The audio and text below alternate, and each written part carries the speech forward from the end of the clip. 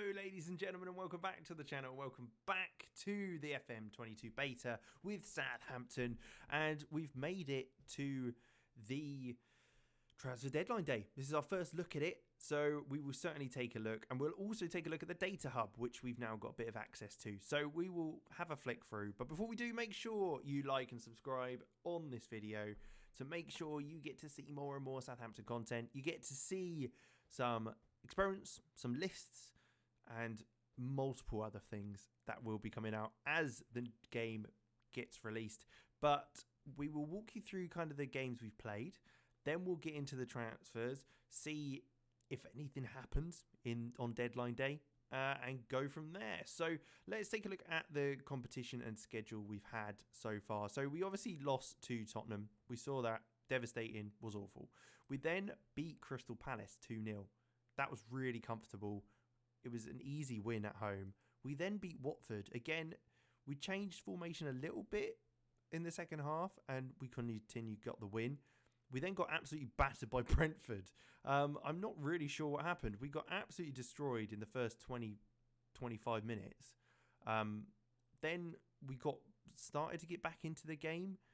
They scored again to kind of nullify that. But we did end up getting a second goal from Tino from a great strike from the edge of the box. But we've got Watford again today at home. So see if we can replicate that, which we'll show you today. But I will also be taking a look at kind of how things go at the data hub. So this is something that's very interesting. I like how the whole thing turns yellow as well, by the way.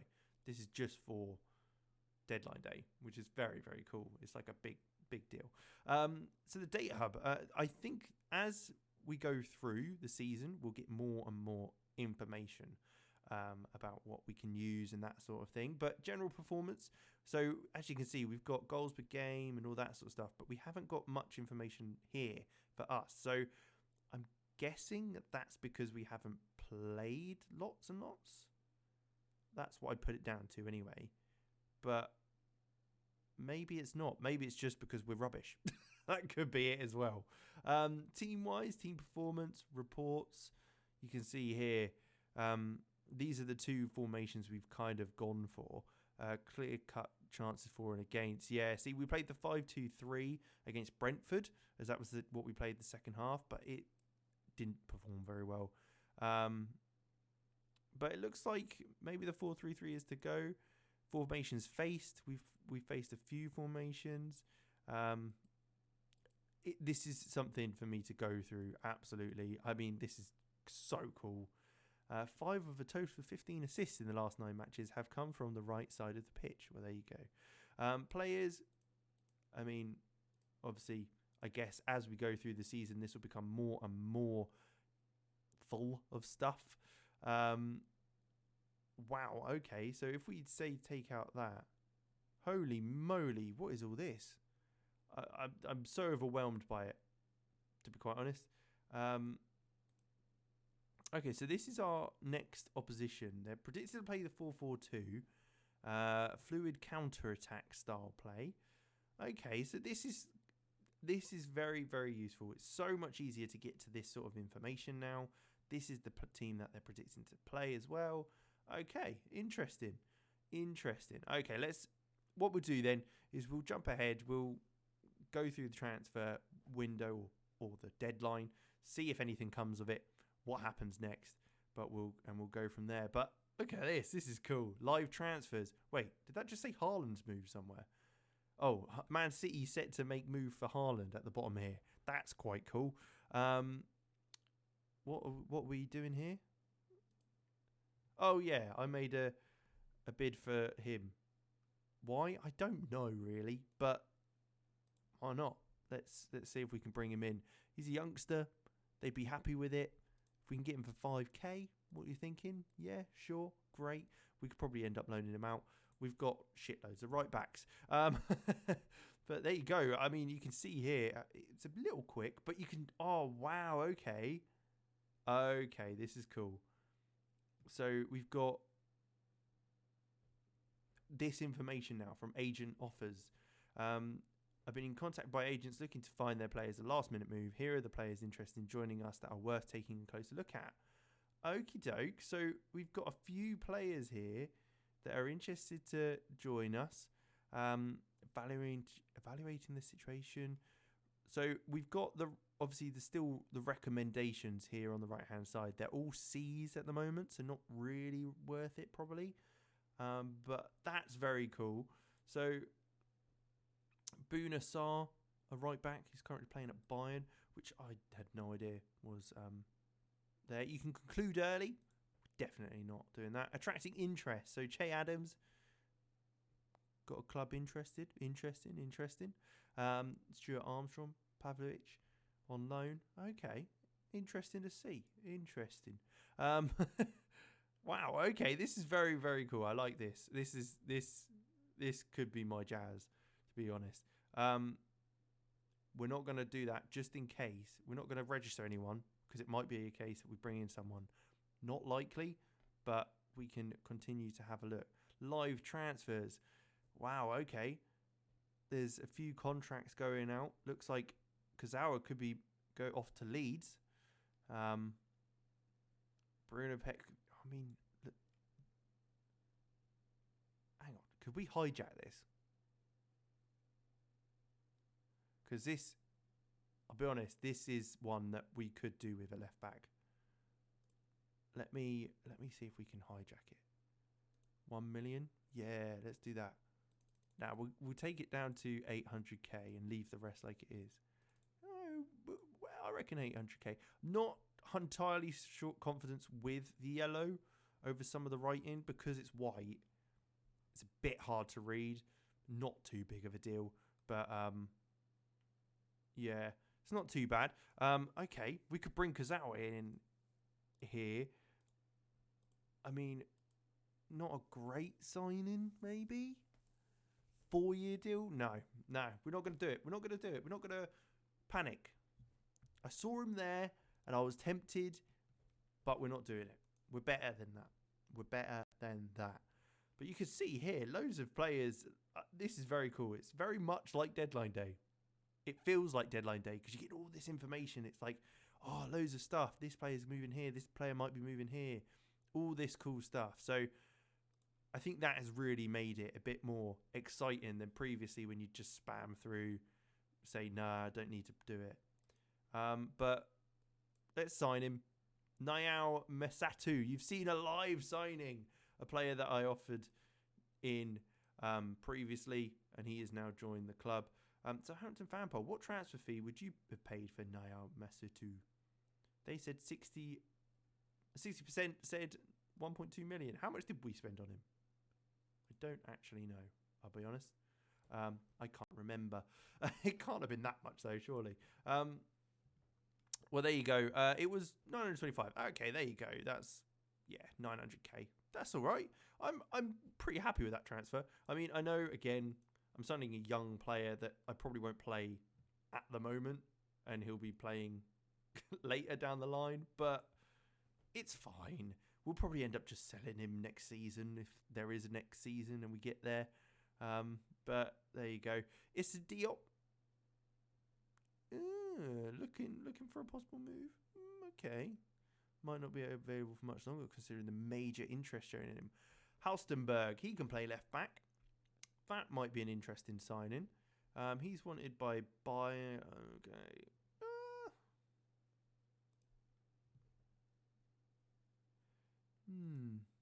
Why am I making an inquiry? Let's make an offer. Let's make them an offer they can't refuse. Yeah, there you go. 1.1 million. Yeah, I'll take Halstenberg, 29 years old, left back. Because Perrault's been awful so far. Just like that. And then he's been getting 6.2s for the rest of the season. We've withdrawn the bid. 7 hours remaining. We are stuck here. Okay. Okie dokie. Yeah. We'll do that. No problem. No, we're going to get rid of those. Because he can also play centre back, and he is cheaper. If we can get him for 2 years. He's locked in. Okay, we'll go 4 years for 45k then. I want to bring someone in on deadline day. Why not? Oh, it looks like Genoa might be. Maybe they can get Kazawa like they were looking for. Leeds have managed to get that deal done. I mean, if Middlesbrough come in for Sam McQueen, I will sell him. Just saying, like I will sell him because he's poor Sam. He's not had a great time of it really. He's been granted a work permit. We can do it. I'll interact with the board and see if I think we could achieve great things. He's the sort of player who will only get better under my tutelage. Okay. they disagree. I think that's fair enough, really, I'd say. It's probably not worth it bringing him in. I just wanted to sign someone on deadline day, you know? Just a quick heads up. Transfer window's over. We didn't sign anyone. Nothing happened. Let's jump to the game. All right, here we are then. This is the game. We're at Watford. Well, we're home, but we're facing Watford. We've got our vertical tiki-taka formation that we're going for, the 4-3-3. We have got two other formations. As I mentioned earlier, we've got the 5 at the back, and we've also got the Gegenpress 4-1-2-1-2. It's kind of a last resort because I'm not sure about Gegenpressing yet. Haven't actually used it. Bit worried about using it because I don't want all my players just to collapse and not be able to run. Stuart Armstrong has been fantastic since moving further forward and onto the right-hand side. So he's been great. Diallo has been very, very good since coming into the side. And then we've also got the likes of Bednarek and Salisu at the back who've been good. Stevens came on, scored a goal and did a last-ditch tackle to save the game against, I can't remember who it was now, but Crystal Palace, I think. But yeah, that was kind of it. Otherwise, we've got a full bench there, ready to go. Let's get stuck in. Generally, a similar team to previously. Let's see how we do, and then we can kind of modify things if they don't quite go to plan. But hoping that we get to see a win today, and it's not too much of an issue. Now, last time we played, obviously we beat them 2-0. Now, I got a feeling they didn't play a full-strength side. We were closer to playing a full-strength side than they were. So I'm a little concerned how much that's going to affect things. But we shall see. We're sitting just above the relegation zone at the moment on 3 points with that 1 win to our name. Hopefully we can get a second here, and then we've got 2 wins and 2 losses. I feel a bit more confident, but let's go. And straight away, Salisu has missed a header. It's full, but Peroud's there to clear things up, and we're able to get underway again. Forster with the ball into Salisu. Can we make something happen? So they are going to sit deeper. They're not going to be chasing the ball about. So I'm hoping that's going to help us with, because of the style of play we're having, we can move the ball around and keep hold of it. Waiting for that move, and then bam, over the top. Che Adams is through on goal. Here we go. Can he finish it to make it 1-0? He does at the near post. 8 minutes in. A great start so far. I mean, a fantastic ball. A little 1-2, and then just a bang over the top. Che Adams is running through. He made the run. He was found, and it's a finish, isn't it? It's quite the finish. Romeu smashes over the top. Che Adams has got the pace to get onto the end of it, and he does well to finish it at the near post. Keeper maybe should be doing a bit better. Good old Ben Foster in goal, the cycling GK. Maybe should be doing a little better, but great pass by Romeu. Adams with the finish. 1-0. All right, and it's a corner. Ward-Prowse with it. This is going to be a good one.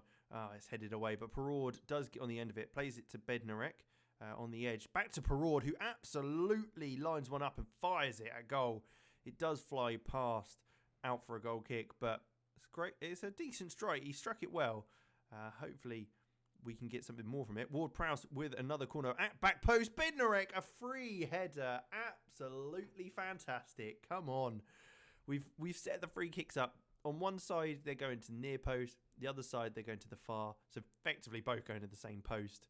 But a great ball by James Ward-Prowse. Back stick. I mean, Bednarek's lost his man. I don't know what Ozan Tufan's doing, but he's completely nowhere near him. That's 2-0. Fantastic start. And as we get to half time, a 2-0 lead for us. It's great stuff. What I think we might do, as I saw Gineppo looking a bit jaded. I think we'll take him off. We'll chuck Redmond on, see how he gets on the pitch. Otherwise, we'll leave it as it is. I don't want to change too much. We're 2-0 up. Very comfortable at the moment. They haven't had a shot on target yet to trouble Fraser Forster in goal. But great stuff. Perraud is still doing poorly at left back. I'm going to have to... And Sam McQueen played a game and was awful as well. So Thierry Small might be getting a call up a bit sooner than expected. But we've got the ball again coming forward. 60 minutes in now. Stuart Armstrong into Che Adams. He's going to hold it up nicely into Diallo, who's going to look through. And there it is. Oh, it's a good challenge. But Stuart Armstrong's there to get the ball again and tuck it away first time. 3-0. We're doing better than we did previously against him at home.